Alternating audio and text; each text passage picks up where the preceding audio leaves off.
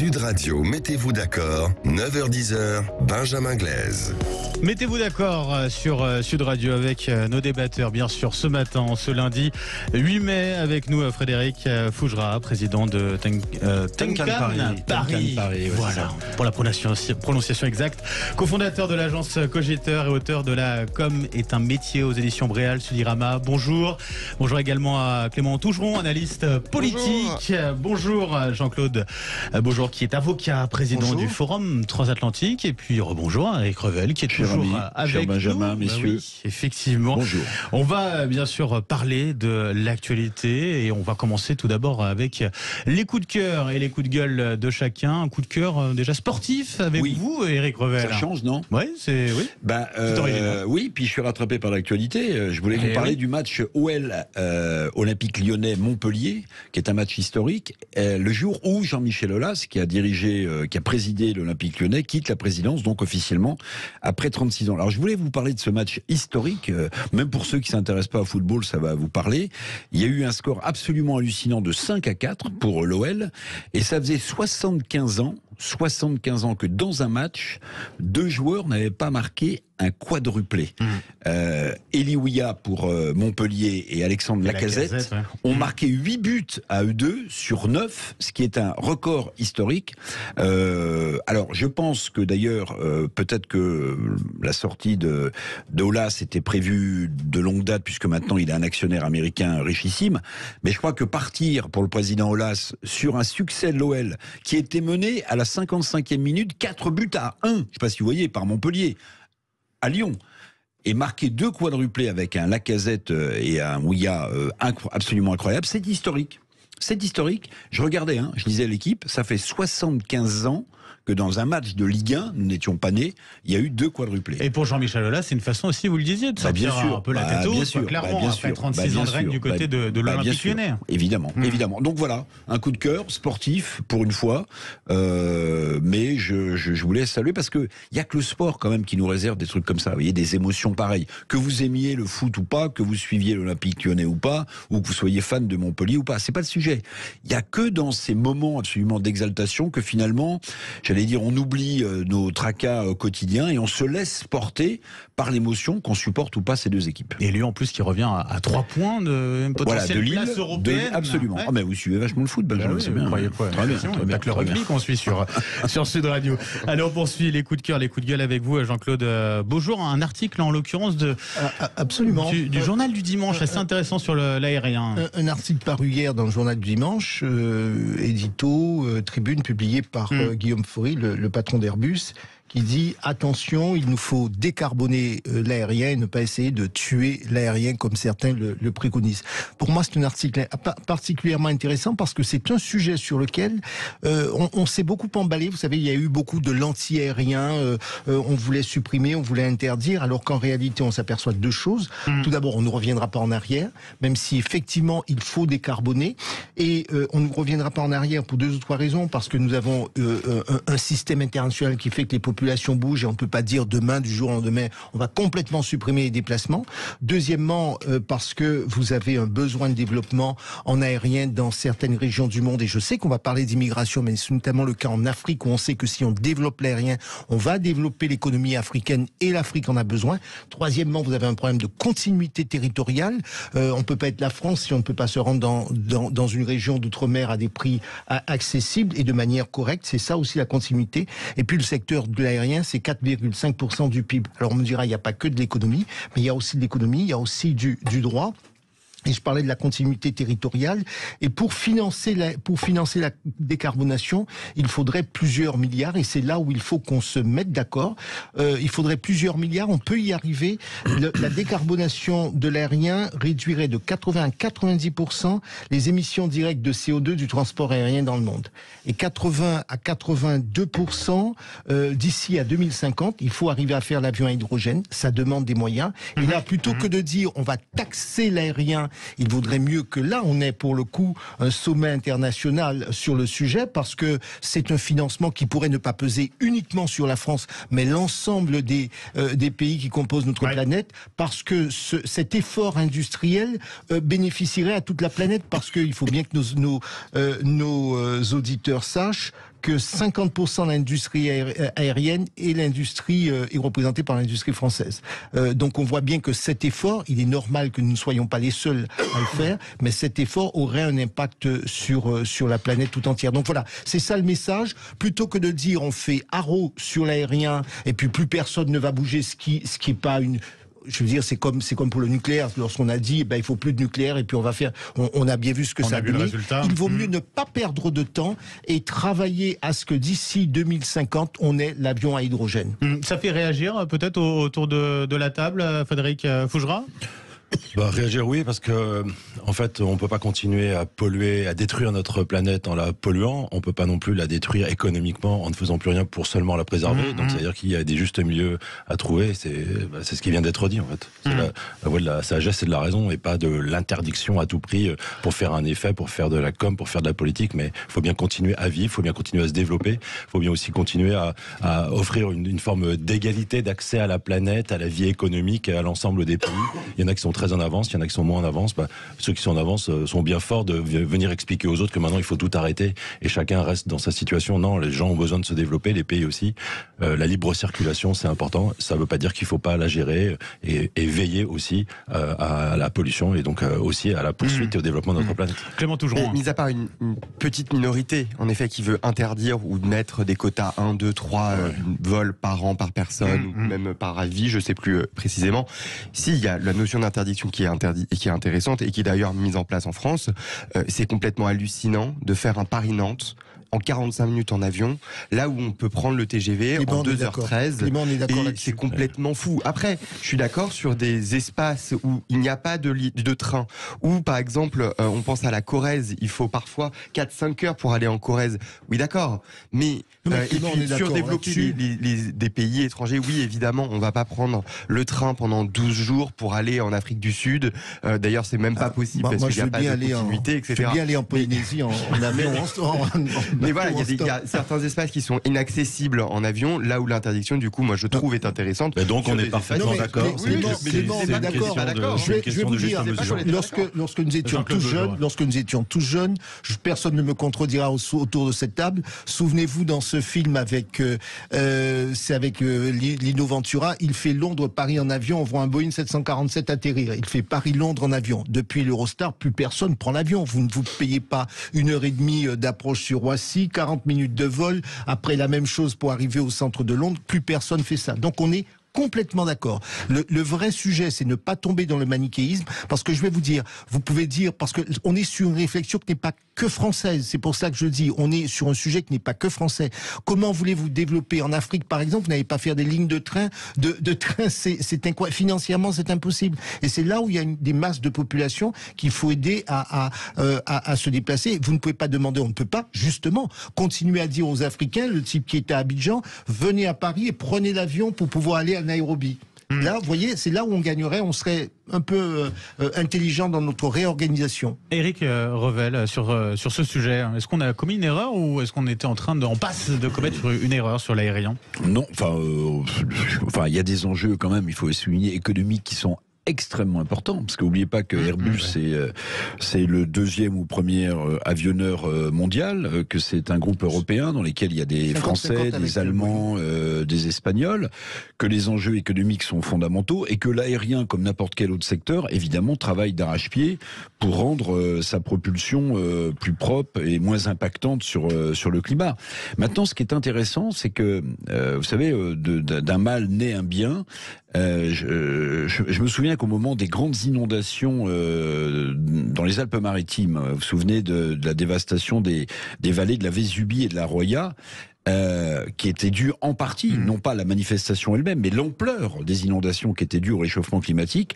On a redécouvert, pour ceux qui l'ignoraient, l'importance des petits trains. Vous voyez, le petit train qui est pendant que ces vallées étaient dévastées, en fait, on s'est aperçu que le seul moyen pour acheminer des aliments à des gens qui étaient perdus dans les villages perchés du haut pays, comme on dit niçois, c'était une petite ligne de train qui partait dans la vallée de la Roya, si je me souviens bien, et qui a permis pendant des jours et des jours et des jours d'acheminer ce dont les gens avaient besoin.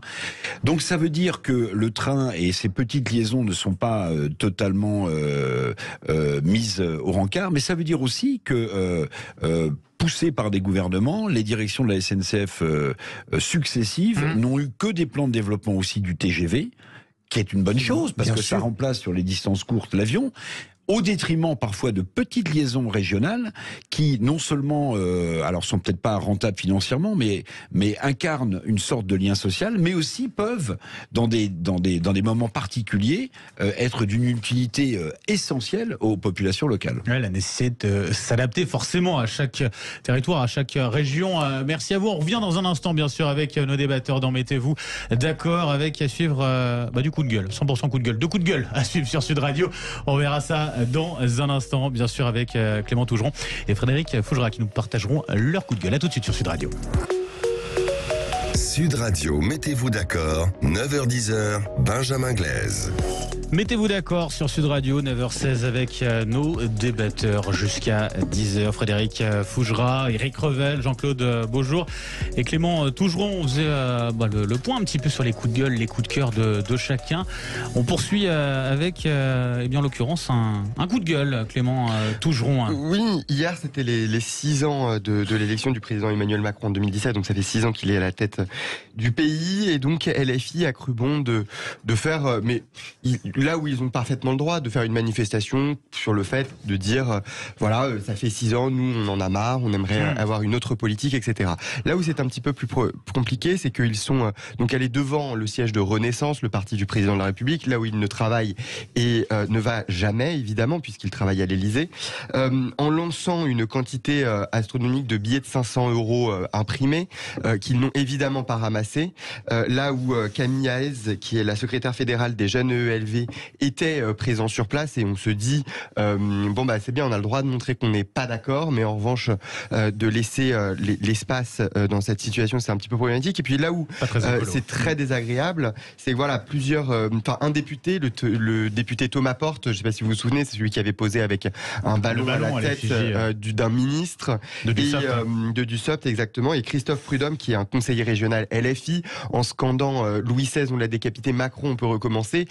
Là où on peut entendre dans des manifestations extrêmement souvent ce genre de propos, qu'un député, qu'un député le cautionne et qu'un autre élu, un élu régional en l'occurrence Christophe Prudhomme, le fasse et crie ce genre de choses, je trouve ça un petit peu problématique. C'est quelque chose qu'on entendait déjà en manifestation. On l'entend. Là, que ça vienne de la part d'élus, c'est un petit peu compliqué. Et je crois que là où le débat doit toujours avoir lieu et des oppositions sont extrêmement saines, ce genre d'opposition n'en est pas une, c'est plutôt un appel à une violence extrêmement directe et donc à une décapitation d'un chef de l'État, c'est un petit peu compliqué. Éric Revel, mauvais exemple donné ici par... Oui, évidemment, mais bon, ça fait partie maintenant malheureusement de la panoplie des arguments politiques, mais... ça entraîne aussi une montée de la violence en France, pardonnez-moi, mais quand un député de la République cautionne, comme vous l'avez dit Clément, ce genre de sortie, faut pas s'étonner ensuite qu'on aille malheureusement agresser un maire ici, casser la permanence d'un député ailleurs, mais pendant ce temps-là, c'est la démocratie qui s'affaiblit. Donc en fait, ce sont, pour moi, ce type de comportement de députés de LFI sont des pompiers pyromanes. Vous voyez, ils jettent le discrédit. Alors Macron, on pense évidemment ce qu'on veut, mais il a été élu président de la République, il a été réélu.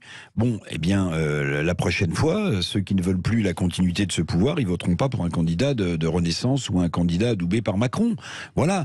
Mais de là à estimer que Macron n'est pas d'accord avec lui, il faut même symboliquement le décapiter, je trouve ça désastreux. Frédéric Fougera, avant d'évoquer votre coup de gueule dans un instant, une réaction par rapport à cela, d'une certaine manière, effectivement, ces élus-là de la France Insoumise font monter la violence avec de tels comportements. Ils y participent, ils contribuent, c'est pour ça que je trouve que c'est important d'avoir ce type de coup de gueule, c'est notre responsabilité collective de ne pas cautionner ces appels permanents à la violence, à la haine. Soit on est dans une démocratie, on vote et on respecte le choix des électeurs, soit c'est plus une démocratie, alors on peut s'entretuer, et donc quand on est parlementaire, appelé à entretuer les autres. Mais moi ça me paraît totalement irresponsable, avec des circonstances aggravantes quand on est un parlementaire ou un élu. Donc un coup de gueule que j'apprécie. Jean-Claude Beaujour, à ce sujet. Oui, parlementaire, c'est celui qui fait la loi. Comment voulez-vous que dans une démocratie, celui qui fait la loi dit dans le même temps, je ne vais pas la respecter, ou j'appelle les uns et les autres à ne pas la respecter. Vous voyez, en tant qu'avocat, je suis souvent choqué, on dit, mais que fait la justice, ou que font les petits casseurs, que font les petits voyous, et je suis complètement d'accord, il faut sanctionner les casseurs, les voyous en tout genre. Mais comment voulez-vous être crédible lorsque d'un côté vous avez des parlementaires, donc ceux qui font la loi, incitent les uns et les autres à la contourner, en tout cas sur ce point-là, et de l'autre côté, dire on va sanctionner ceux qui ne respectent pas la loi. C'est mon premier point. Le second point, je rejoins ce qui vient d'être dit, c'est le message envoyé. Parce qu'effectivement, ils vont vous dire la main sur le cœur, parce qu'ils ont quand même une certaine capacité, un raisonnement, ils vont vous dire la main sur le cœur, mais c'est une formule, etc. Malheureusement, ça n'est pas qu'une formule, parce que celui qui reçoit cette formule, et j'ai envie de dire les esprits les plus fragiles, ou même sans être très fragiles, eh bien, ça peut être je passe de la formule à l'acte. L'acte, je ne suis pas en train de dire qu'ils vont aller tuer le président de la République, de décapiter, mais c'est que je passe à l'action. Et cette action, c'est forcément nécessairement une action violente, et c'est une action qui consiste à décrédibiliser les institutions. Et quand ils font cela, je vais vous dire, ça n'est pas simplement l'institution présidentielle qui décrédibilise, c'est toutes les institutions. Les institutions au sens large du terme, les institutions politiques, mais aussi on ne respecte plus, vous avez vu, maintenant lorsque nous étions jeunes, on n'avait pas besoin de ces services de sécurité à l'entrée des hôpitaux. On n'avait pas besoin de vigiles à l'entrée des pharmacies. On n'avait pas besoin de... etc. etc. C'est tout ce qui représente la société qui est cassée. Voilà quelle est la conséquence. Je crois qu'il faut que les uns et les autres l'entendent et en prennent conscience. Frédéric Fougera, votre coup de gueule, ça concerne cette date, la date d'aujourd'hui, commémoration du 8 mai, avec des appels à manifester, à revendiquer aujourd'hui, à s'opposer encore à cette réforme des retraites. On l'a vu, Daniel Obono, qui était mon invité tout à l'heure, qui appelait notamment les Lyonnais à se mobiliser, à faire du bruit avec leur casserole pour le déplacement d'Emmanuel Macron pour son hommage à Jean Moulin. C'est un coup de gueule pour vous ce matin? Ben oui, Benjamin, j'aime bien venir avec des coups de cœur, mais là, j'en ai pas trouvé. En tout cas, j'avais vraiment un coup de gueule ce matin. Contre ces personnes qui veulent transformer une journée de commémoration en journée d'action et de revendication. Alors, j'ai envie de commencer par un peu d'histoire. Ça peut ne pas faire de mal, puis c'est pas mon habitude, alors voilà, autant faire différent. Non mais rappelons que c'est quand même après plus de 5 ans d'une guerre en Europe qui a fait des dizaines de millions de morts. Hein. C'est pas une série télé, hein, c'est pas du cinéma, c'est des dizaines de millions de morts que les forces alliées pénètrent en Allemagne en février 45. 3 jours après le suicide d'Hitler dans son bunker, le 30 avril 45, les troupes nazies qui défendent Berlin capitulent. Là, on est le 2 mai. Dans la nuit du 6 au 7 mai 45, c'est le chef d'état-major, Hitler n'étant plus là, de la Wehrmacht qui signe à Reims la capitulation sans condition de l'Allemagne. L'acte de capitulation fixe la fin des hostilités le 8 mai à 23h01. La guerre prend donc officiellement fin sur le continent européen. C'est ça que nous commémorons chaque année le 8 mai. Alors, c'est vrai qu'en 1975, le président Giscard d'Estaing a décidé de supprimer cette commémoration officielle de la victoire de l'Allemagne nazie pour la remplacer par une journée de l'Europe afin de marquer la réconciliation franco-allemande. Pourquoi pas? C'est peut-être ce qui explique notamment à Paris qu'il y ait des petits drapeaux aussi européens et français sur les bus. Mais en 1981, le président Mitterrand, lui, décide de réinstaurer cette commémoration du 8 mai en mémoire de la fin de la Seconde Guerre mondiale et de ses combattants. Donc commémorer, c'est faire preuve de mémoire, c'est aussi faire preuve quelque part de conscience. Ne plus être capable de respecter la mémoire collective, c'est pour moi ôter toute valeur finalement au vécu des autres, c'est finir par ne plus être capable de vivre dans une organisation humaine pour préférer peut-être une organisation animale basée sur la loi du plus fort, sur la violence, sur la brutalité. Donc voilà, pour moi, abîmer une journée de commémoration pour caser ces revendications, aussi légitimes puissent-elles être, ça me paraît indigne, même si ça va faire le pain béni de toutes les chaînes info qui vont tourner en boucle sur des casserolades de quelques dizaines ou centaines de personnes qui ne représentent qu'eux-mêmes, pas la France, mais qui vont faire le bruit médiatique aujourd'hui toute la journée. C'est ce que vous craignez d'ailleurs, Clément Tougeron, qu'on fasse finalement l'actu uniquement sur ça, sur ces bruits de casseroles? Alors, chaque année, c'est pas juste cette année-là. Le président François Hollande s'était arrivé, Nicolas Sarkozy, etc., avec des huées. Là où, en effet, on peut entendre complètement qu'il y a une opposition majeure ou pas majeure sur tel ou tel texte de réforme. Alors, là, actuellement, c'est sur la réforme des retraites.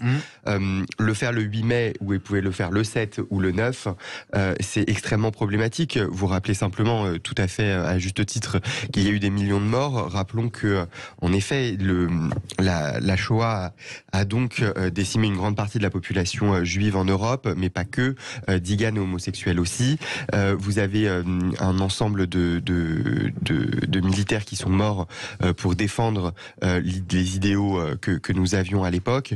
Je trouve un petit peu problématique de ramener ça sur une réforme des retraites qui, en plus, je crois que personne n'est dupe et personne n'est capable de dire « Ah, je n'avais pas compris qu'il y avait une opposition sur cette réforme. C'est pas aujourd'hui qu'on va comprendre un petit peu mieux qu'ils sont en opposition, là où le président est président de l'ensemble des Français et il y a des rites de passage et c'est tout à fait normal et il doit participer à ces passages-là. Donc oui, c'est très, très désagréable. On va continuer justement à parler de cette journée de commémoration dans un instant, bien sûr. Restez bien avec nous sur Sud Radio avec ces manifestations d'un côté et puis de l'autre cette commémoration notamment à Lyon de la part d'Emmanuel Macron attendue pour rendre hommage à Jean Moulin. On y revient dans un instant avec nos débatteurs dont bien sûr mettez-vous d'accord sur Sud Radio. À tout de suite. Sud Radio, mettez-vous d'accord, 9h-10h, Benjamin Glaise. 9h30, tout pile sur Sud Radio. Soyez les bienvenus si vous nous rejoignez. On est ensemble jusqu'à 10h. Mettez-vous d'accord avec, bien sûr, nos chroniqueurs qui sont toujours avec nous sur Sud Radio. Frédéric Fougera, Clément Tougeron, Éric Revalet, Jean-Claude Beaujour. On parlait de ces commémorations du 8 mai avec Emmanuel Macron qui sera à Paris tout d'abord, puis à Lyon pour célébrer l'esprit de résistance français, pour rendre hommage aussi, bien sûr, à Lyon, à Jean Moulin, avec toute cette question de savoir est-ce qu'on peut manifester ou non son opposition, par exemple, à la réforme des retraites. Aujourd'hui, en cette journée des commémorations, Bruno Le Maire, le ministre de l'économie, évoquait qu'il était important qu'on respecte aujourd'hui un moment d'union nationale. Jean-Claude Beaujour, vous vouliez réagir en tout cas sur cette question. Oui. Alors, c'est vrai qu'en droit, si les 9h30 et le tribunal administratif de Lyon visiblement n'a pas encore donné la réponse, en tout cas... Parce que pour préciser, donc il y avait une interdiction de manifester prise par le préfet et la CGT du Rhône avait déposé un recours. A saisi le tribunal administratif en illégalité de la décision d'interdiction. Alors et je dis bien sous réserve que la décision ne nous ait pas encore été communiquée, si le TA n'a pas encore rendu sa décision, c'est qu'il y a beaucoup d'hésitation parce que c'est compliqué entre la liberté de manifester et puis la dimension symbolique du 8 mai, c'est vrai qu'il y a un sujet. Moi, ce qui me gêne, et on l'a dit tout à l'heure, mais je voudrais renforcer un point qui me semble important, c'est que, bien sûr que Mme Obono dit, il faut manifester, il faut bien manifester à un moment donné ou à un autre. Mais justement, parce que notre pays est de plus en plus cassé, éclaté, ces moments d'union nationale, tels que le 8 mai, le 14 juillet, sont des moments forts, sont des symboles pour notre pays, pour l'unité nationale, et je pense qu'il faut essayer, autant que faire se peut, de préserver ces moments bien spécifiques. C'est la raison pour laquelle, moi, je ne suis pas favorable. Je pense que le 8 mai, c'est un jour important, et ce d'autant que nous sommes en pleine guerre, nous sommes évidemment très associés à cette guerre entre l'Ukraine et la Russie. On voit bien que ce sont des moments, ce sont des épisodes qui nous rappellent ce que nous avons vécu. Et oui, moi, je reste attaché au symbole. Je pense qu'un moment de commémoration, c'est quelque chose de beaucoup plus qui a son importance. Vous voyez, c'est un peu comme si à un moment donné, on ne respectait plus rien. On parlait tout à l'heure avec l'un de nos copanélistes, on se disait finalement, même à votre pire ennemi, vous ne huez pas son enterrement. Vous voyez, vous vous dites, c'est un enterrement, c'est un être humain, eh bien laissons-le partir tel qu'il part. Donc voilà, pour moi, je reste attaché au symbole et c'est cela qui peut nous sauver. Je voudrais dire une chose, c'est que si la France insoumise, si un certain nombre de parlementaires, de responsables politiques pensent que c'est en faisant comme cela qu'ils vont y arriver. Alors peut-être qu'un jour ils auront le pouvoir, mais lorsqu'ils seront au pouvoir, je voudrais bien voir ce qu'ils feront. Et je crains le pire, parce que si c'est ça l'exemple, alors le pire est vraiment à venir. Éric Revel, a-t-on le droit de manifester en cette période de commémoration du 8 mai? Vous alertiez tout à l'heure aussi sur, attention, une forme de naïveté aussi, d'instrumentalisation possible de l'histoire en l'occurrence. Bon voilà, on est dans un contexte particulier aussi. Oui, alors, si vous voulez, je sais que c'est un mot qui est toujours challengé et que la gauche n'aime pas, mais le roman national est fait d'une addition de dates d'histoire, précisément. Et pour moi, le roman national, dans une société ultra fracturée, segmentée, c'est la colonne vertébrale mémorielle d'un peuple. Voilà, pour certains, à l'ultra-gauche, l'histoire de France commence avec la Révolution française de 1789. Pour d'autres, et j'en fais partie, elle commence plutôt avec le baptême de Clovis, vous voyez. Mais en tout cas, ces dates historiques ont tracé un chemin qui va jusqu'à la République. Il ne s'agit pas de remettre en cause, mais toutes ces dates sont importantes. Si on commence effectivement à mettre en cause sous des prétextes qui peuvent être solides, on peut contester la réforme des retraites, oui, bien sûr. Mais si on se sert du 8 mai pour le faire, à mon avis, on continue de gommer des dates importantes de cette colonne vertébrale historique, qui est une colonne mémorielle. Et il n'y a plus vraiment beaucoup d'amers, de repères dans ce pays. Et je pense qu'il faut être très vigilant, s'attaquer à ce genre de symbole historique, c'est continuer, oui, à affaiblir en réalité la République. Et en affaiblissant l'histoire de France. Voilà, et je ne parlerai pas du wokisme ou de la cancel culture qui rajoute à ce phénomène de gommage du roman national où chacun ferait le tri, le bon grain de livret de ce qui l'intéresse ou pas dans l'histoire d'un pays, dans l'histoire de France. Attention, messieurs, mesdames de la France insoumise, vous êtes en train finalement, et pourtant Jean-Luc Mélenchon est un homme d'épaisseur historique, c'est ça qui est intéressant, vous êtes en train de couper la branche sur laquelle la démocratie... Vous êtes en train de scier la branche sur laquelle la démocratie française est installée depuis des millénaires. C'est une façon de nier l'histoire d'une certaine manière. C'est le risque, l'image que pourraient donner effectivement les manifestants aujourd'hui, ou en tout cas la France insoumise ici dans ce combat-là. C'est une façon de nier l'histoire, mais c'est aussi une forme de contradiction, parce qu'un jour on affiche je suis Charlie, un jour on affiche je suis Samuel Paty, puis un autre jour on refuse de considérer une guerre qui a été la pire qu'on ait connue sur le continent. Je voulais juste rappeler qu'une commémoration, c'est pas un événement opportuniste qui est inventé pour essayer de faire diversion. Une commémoration, c'est une obligation du président de la République au nom de la République, au nom du peuple. Donc voilà, il faut aussi savoir gérer différemment un déplacement qui peut être considéré comme un coup de com' pour essayer de porter l'actualité sur un autre sujet, déplacer l'actualité. Là, c'est pas du tout le cas, quoi. Donc oui, on est libre de manifester. Après, sur le déplacement en l'occurrence à Lyon pour rendre hommage à Jean Moulin, la date de l'arrestation, c'était il y a 80 ans, mais en l'occurrence en juin. Donc, est-ce qu'il y avait nécessité aujourd'hui, en ce moment même, là, de rendre hommage d'une certaine manière? Tout est discutable, mais si on avait fait deux événements, on aurait eu le droit à deux événements avec deux casserolades en juin et le 8 mai. Donc si on peut tout réunir dans la même journée, voilà, pourquoi pas. Bon, mais on peut manifester, on peut taper sur des casseroles, on peut ne plus rien respecter, mais comme il a été dit autour de la table à plusieurs reprises, ne plus rien respecter pour les autres, c'est le risque aussi de ne plus être respecté soi-même, notamment dans ses fonctions et notamment demain si ces gens-là venaient au pouvoir. Clément, toujours, vous en avez parlé aussi, c'est l'anniversaire hier, 6e anniversaire de l'arrivée d'Emmanuel Macron au pouvoir. J'aimerais vous faire réagir aussi à ce courrier, à cette lettre manuscrite envoyée donc sur le compte Twitter du président de la République. Ça fait beaucoup réagir. Vous en avez pensé quoi vous-même? Que le président de la République dise voilà, ça fait 6 ans, je suis finalement fier du bilan que j'ai mené, tout n'a pas été parfait, mais continuons. C'est le mandat qui lui a été donné.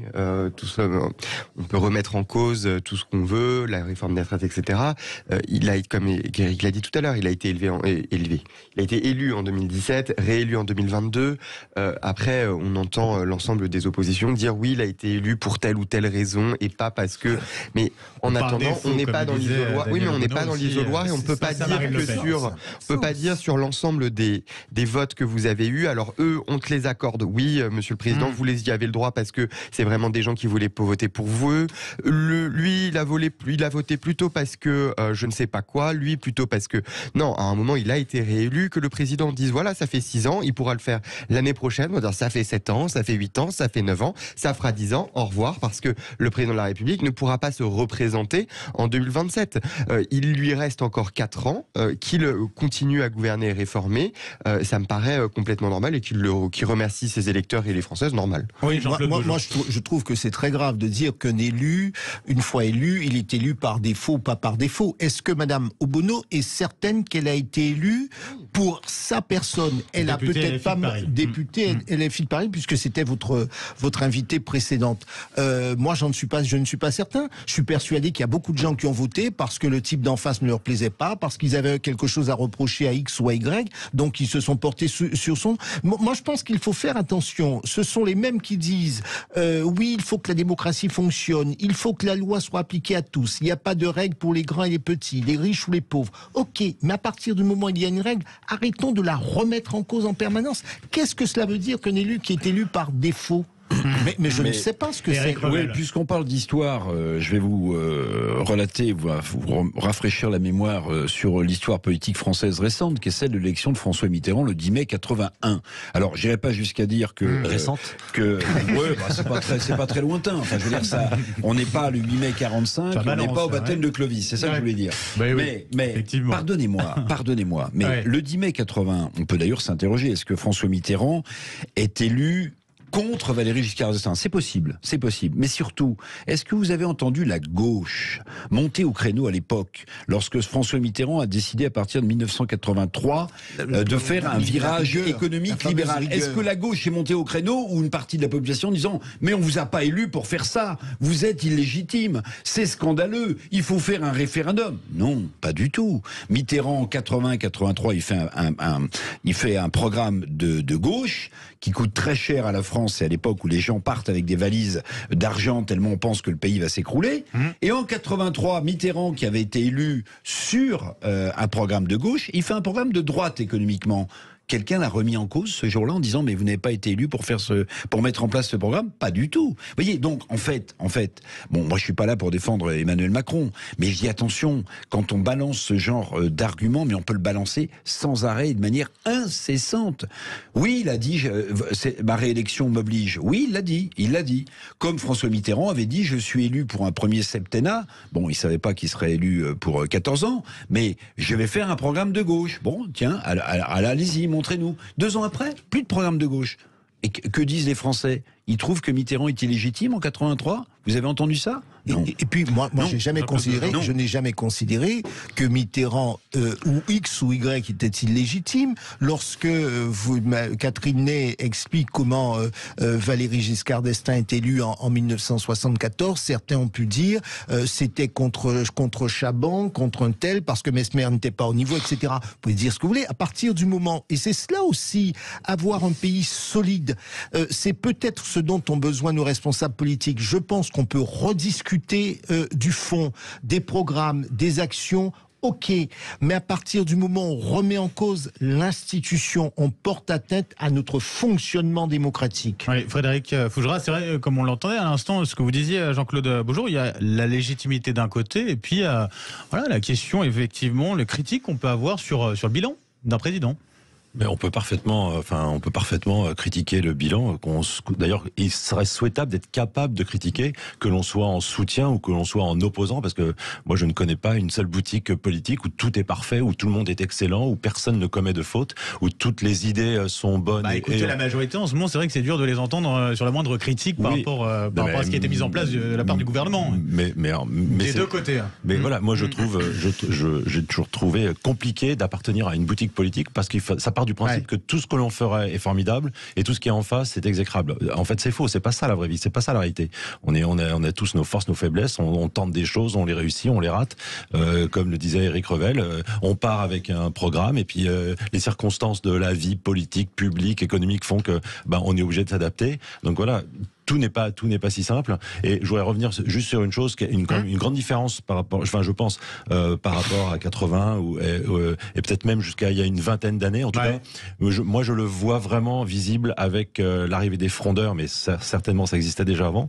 C'est que maintenant en politique, on se fait élire avec une étiquette, avec le soutien d'un groupe, d'un collectif, et puis une fois qu'on est élu, on devient totalement individualiste. Ça ressemble à notre société. Hein. Et donc après, c'est chacun pour soi, chacun pour sa gueule. Et donc tout d'un coup, on se met à critiquer, à être contre l'équipe grâce à laquelle on a été élu, le président qu'on a soutenu, qui nous a permis d'être élu avec son image, mais après on le rejette. Et là, on est dans une cacophonie, dans un individualisme qu'on retrouve dans plein d'échelons du fonctionnement de la démocratie. Un dernier mot. Vous savez, ceux qui sont chefs, en tout cas suffisamment forts pour pouvoir dire on est légitime ou illégitime. Ce mot me gêne parce que de plus en plus, il y a des gens qui considèrent qu'ils ont une sorte de capacité à décider qui dans notre pays est légitime ou illégitime. Voilà. C'est une donnée à géométrie variable. Bon, en tout cas, on continue les débats. Bien sûr, restez avec nous sur Sud Radio avec l'ensemble de nos chroniqueurs. On parlera notamment d'un remaniement ministériel ou pas, gouvernemental, possible, pas possible. En tout cas, plus personne veut devenir ministre ou Premier ministre. C'est compliqué, effectivement. On y reviendra dans un instant. Et puis, faut-il un RIP, un référendum d'initiative partagé sur l'immigration? Des députés LR le proposent. On voit ça dans un instant. On en débat. Restez bien avec nous sur Sud Radio. Sud Radio, mettez-vous d'accord, 9h-10h, Benjamin Glaise. Bah oui, encore un petit quart d'heure. Mettez-vous d'accord avec nos chroniqueurs du jour en ce lundi 8 mai sur Sud Radio. Frédéric Fougera, Clément Tougeron, Éric Revel et Jean-Claude Beaujour. Je le disais il y a quelques instants, difficile de trouver futur Premier ministre ou futur ministre. Ils déclinent tous ces postes en tout cas. Voilà, après les 100 jours d'Elisabeth Borne, est-ce que ça va être difficile de remanier le gouvernement? La question se pose, Clément Tougeron. Le président de la République a dit qu'il donnait 100 jours pour faire une nouvelle feuille de route, l'appliquer et faire de l'apaisement jusqu'au 14 juillet. Ça ne veut pas dire que le 15 juillet au matin, il va demander à Elisabeth Borne de démissionner, qui d'ailleurs, il ne peut pas le faire, c'est à elle de présenter sa démission, et de changer de gouvernement. Peut-être que il va conserver le gouvernement encore plusieurs semaines, plusieurs mois, réformer au mois de septembre, octobre, remanier, en septembre, octobre, novembre, décembre, voire l'année suivante. Donc, je crois que déjà, de dire que la première ministre, il lui reste de fait plus que, maintenant, je sais pas très bien compter, mais il doit rester peut-être 60 jours.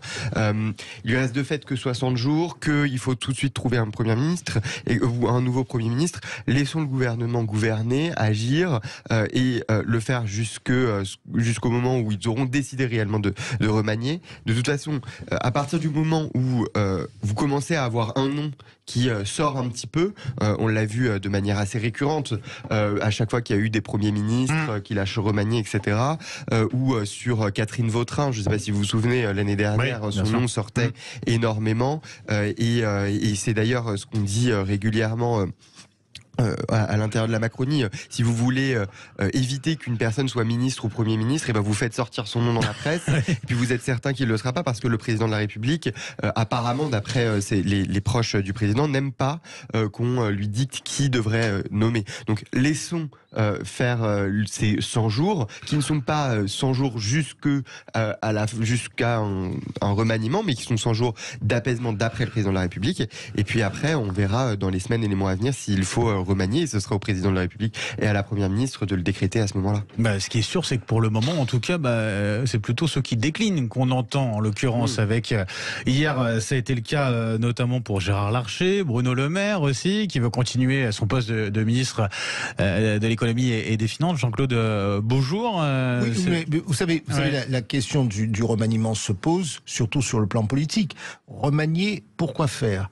La difficulté, on l'a vu avec la réforme des retraites, actuellement, c'est d'avoir une majorité élargie. On sait bien que la majorité élargie, elle viendra plutôt du côté LR. Bien sûr. Donc c'est pas tant qui pour remplacer Elisabeth Borne, mais c'est qui est en mesure d'être en quelque sorte un appoint en termes de complément de majorité parlementaire pour stabiliser et assurer le président de la République d'éventuels autre réforme qu'il serait amené à initier. Donc c'est ça le vrai sujet. Est-ce que véritablement chez LR, il y a un gros bataillon de députés qui seraient prêts à rejoindre, entre guillemets, ces Rocard qui avaient dit une majorité de texte, je ne sais plus quelle était l'expression qu'il employait, quand il n'avait pas eu la majorité en 88. C'est cela le principal sujet. La deuxième remarque en termes de calendrier, moi vous savez, je suis très prudent sur le calendrier parce que les gens pensent tout savoir. Si on regarde un peu, le président de la République doit aller jusqu'en 2027, ce qui veut dire que s'il fait un remaniement trop rapidement et que ça ne produit pas les effets escomptés, vous imaginez, ça sera encore pire comme situation. Donc il n'a peut-être pas intérêt à se précipiter, d'autant qu'il n'y a pas de réforme turbulente qui s'annonce pour les semaines qui viennent. On a entendu que sur l'histoire de l'immigration, finalement, on se tâtait, il n'allait finalement pas en faire, etc. Donc on voit bien, on se dit qu'en termes de calendrier, il n'a peut-être pas intérêt à précipiter les choses, parce que si la mayonnaise ne prend pas, pour employer une expression populaire, eh bien là pour le coup c'est le président de la République qui sera mis en difficulté pour tout le reste du quinquennat. Rapidement, très rapidement, juste, Gérard Larcher, est-ce que quelqu'un les a vraiment appelés pour leur demander d'être Premier ministre? Je crois pas que le président de la République ait appelé Gérard Larcher. Mais Gérard Larcher a dit qu'il ne serait pas Premier ministre. Mais le président de la République ne l'a pas appelé pour lui demander d'être Premier ministre. C'est la rumeur. Moi aussi, je pourrais dire, écoutez, moi je ne serai pas Premier ministre, mais personne ne m'a demandé d'être Premier ministre. Et Dieu merci. J'ai entendu ce bruit, pourtant, clairement. Frédéric Fougerat, finalement, il a intérêt à patienter sur cette question du remaniement, Emmanuel Macron, aujourd'hui? Alors je pense qu'il a intérêt, je pense que peut-être n'a-t-il pas le choix effectivement pour ne pas griller toutes ses cartes, et il ne pourra pas avoir 5 premiers ministres sur son second mandat, donc il a peut-être intérêt à attendre, et puis ça serait peut-être aussi un aveu de faiblesse que de changer de gouvernement et de Premier ministre tout de suite. Sur celles et ceux qui déclinent la fonction de Premier ministre, je voudrais quand même rappeler que l'histoire, elle est pleine de gens qui ont refusé de devenir Premier ministre, mais qui n'ont jamais été contactés par qui que ce soit. Donc effectivement, entre le fait de dire que je ne voudrais pas occuper cette fonction et je refuse parce qu'on me l'a proposé, il y a quand même une différence et une sérieuse nuance. Et je voudrais revenir sur Catherine Vautrin, parce que je pense que Catherine Vautrin, c'était pas une rumeur, c'était une vraie véritable hypothèse, et le président de la République semble avoir été à l'écoute de son secrétaire général à l'Élysée, qui n'a pas fait, qui l'a plutôt influencé pour faire un autre choix. Clairement. Alors après, c'est toujours facile de commenter une fois que l'histoire s'est déroulée. C'était une possibilité d'ouvrir vers la droite. C'était peut-être une façon de consolider une nouvelle majorité, mais ouvrir vers la droite, c'était peut-être aussi perdre une partie de ses propres parlementaires, voire électeurs.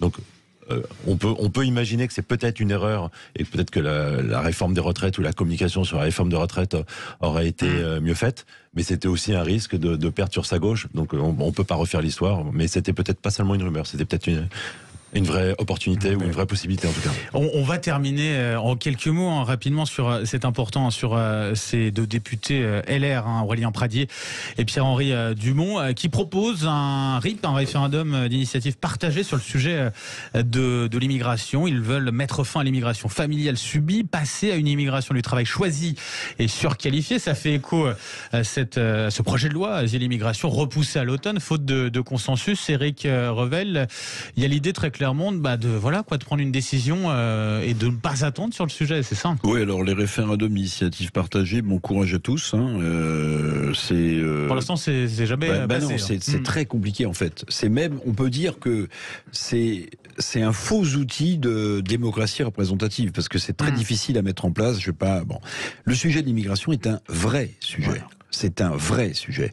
Vous avez vu cette passe d'armes entre Gérald Darmanin, ministre de l'Intérieur, et le gouvernement italien sur la question de l'immigration. Il faut savoir que c'est tellement un vrai sujet qu'aujourd'hui, vous avez 110 à 120 000 migrants qui stationnent dans des hébergements plus ou moins provisoires en Italie et qui restent sur le sol italien. Je vous rappelle que les règles européennes, c'est quand un bateau arrive en Méditerranée, la règle, c'est que les migrants sont débarqués sur les côtes les plus proches. Ouais. Bah, forcément, l'Italie, géographiquement, c'est toujours les côtes les plus proches. Donc le gouvernement italien, qu'on peut juger d'extrême droite, de droite nationale, qu'il se plaigne qu'il n'y ait pas de répartition ensuite des migrants qui l'accueillent, c'est un vrai sujet. Pardonnez-moi, la gauche a longtemps voulu le mettre sous le tapis en disant mais non, c'est Le Pen qui le dit, donc forcément c'est l'extrême droite et tout ça. Non, à force d'avoir mis la chose sous le tapis, en fait on ne sait plus gérer le problème. On ne sait plus gérer le problème. Et avec le réchauffement climatique,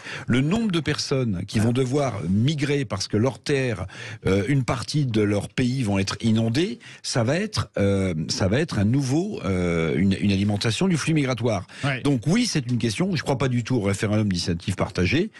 Et malheureusement, cette loi est repoussée. Et ce qu'on vient de faire avec l'Italie me fait dire aussi que, pardonnez-moi, puisqu'on parlait du bilan de Macron, c'est une cata absolue quand même, parce qu'on est fâché quasiment avec tout le monde, ouais. Avec une partie de l'Afrique, de la Chine, de la Russie, de l'Italie, enfin tout va bien. Quoi. En un mot, Jean-Claude Beaujour, malheureusement, oui, parce que le temps passe. Mais je partage ce que vient de dire Éric Revel. La question migratoire à l'échelle planétaire est dramatique et il faut la gérer. C'est vrai en Europe, c'est vrai en Amérique. La réalité, pour moi, la difficulté de traiter par voie de référendum ce type de sujet, c'est que les solutions doivent être des solutions multisources. Quid, par exemple, des réfugiés climatiques? Quid, par exemple, de l'insécurité qui pèse dans certains États, qui fait que les gens migrent?